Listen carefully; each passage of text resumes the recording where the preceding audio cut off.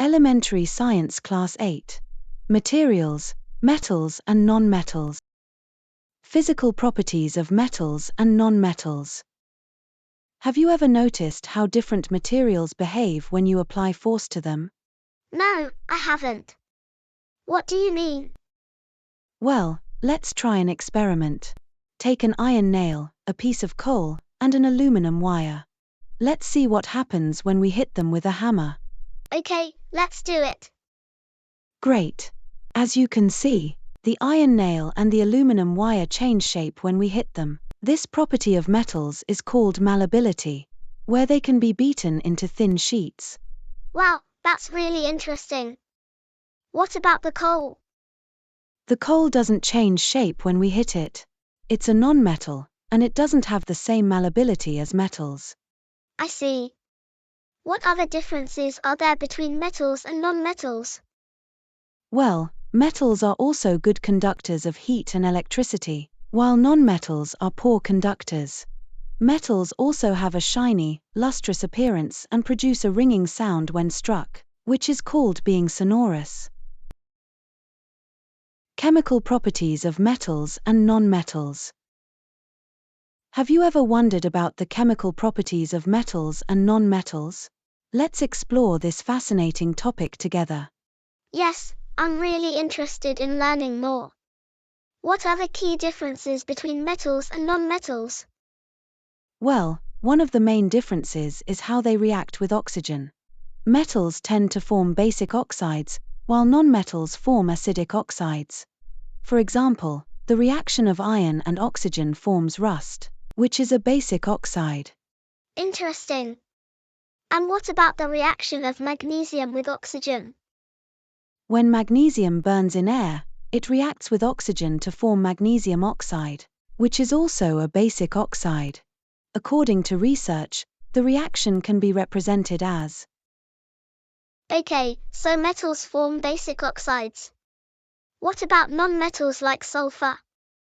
Great question.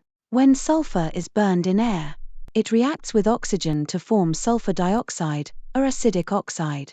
This gas then dissolves in water to form sulfurous acid, which turns blue litmus paper red. Wow, that's really fascinating. How do metals and non-metals react with water? Well, some metals like sodium react vigorously with water, while others like iron react slowly. Non-metals, on the other hand, generally do not react with water. In fact, reactive non-metals like phosphorus are often stored in water to prevent contact with air. Chemical properties of metals and non-metals. Did you know that metals generally react with acids to produce hydrogen gas that burns with a pop sound? Wow, really? I didn't know that. What about non-metals? Non-metals, on the other hand, generally do not react with acids. We'll see some exceptions, like copper not reacting with dilute hydrochloric acid even when heated. Interesting.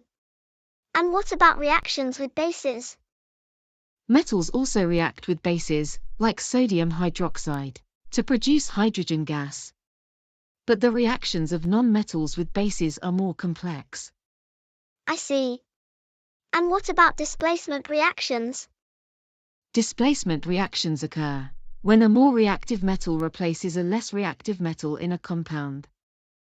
For example, zinc can displace copper from copper sulfate, but copper cannot displace zinc from zinc sulfate.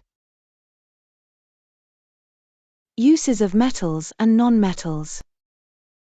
Metals are essential for the construction of automobiles, airplanes, trains, and even satellites. Wow, that's amazing.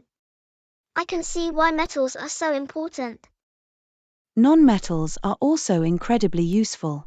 For example, one non-metal is essential for all living beings to breathe. Oxygen. I know that's a non-metal that we need to survive. Correct. Non-metals are also used in fertilizers to help plants grow, and in the water purification process. I didn't realize non-metals had so many uses. What about the purple solution used on wounds? That's another non-metal iodine, which is used as an antiseptic to prevent infections. Interesting.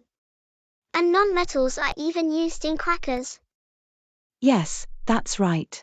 Non-metals like sulfur are used in the composition of fireworks and crackers.